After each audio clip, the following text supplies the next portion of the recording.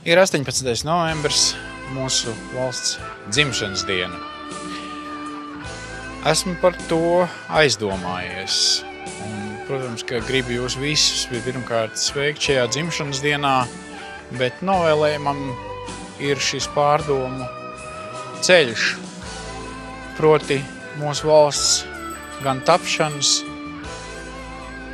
gan ilgstošo pārmaiņu laikā ir bijusi pretmetos un nepārtrauktā cīņā, kurā mūsu tauta ir noasiņojusi.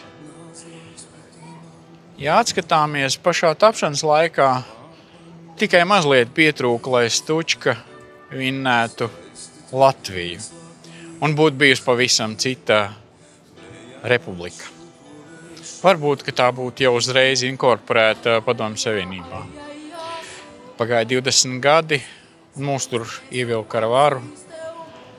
Tie, kuri bija mūsu valsts vedēji, inteliģence, zaudēja savu ietekmi. Tie, kuri bija Stučkas pusē, nāca un paņēma varu ar varu. Tā nav tā kā sagadīšanās, jā, tā ir mūsu tautas otrā puse.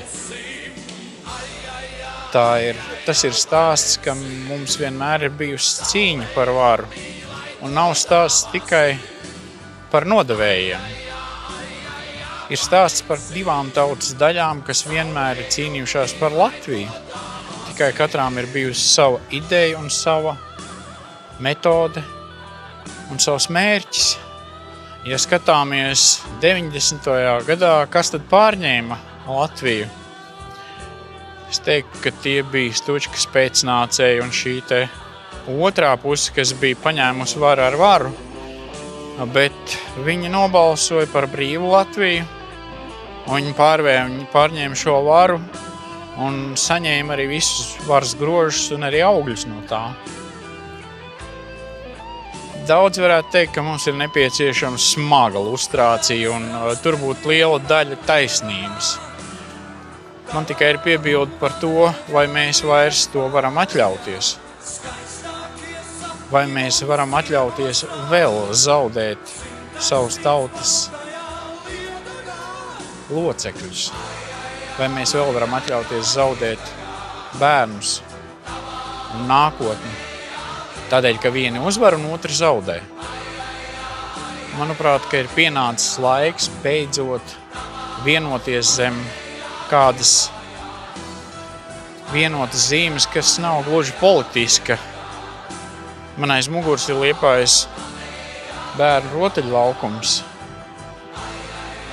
Un es domāju, ka abas šīs puses, baltā un sarkanā, kas arī ir mūsu karogā zināmā mērā, varētu vienoties par vienu lietu.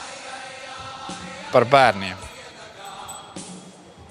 Tagad vairs nav vajadzības nec karot, nec stīvēties, nec dalīt uzņēmumus.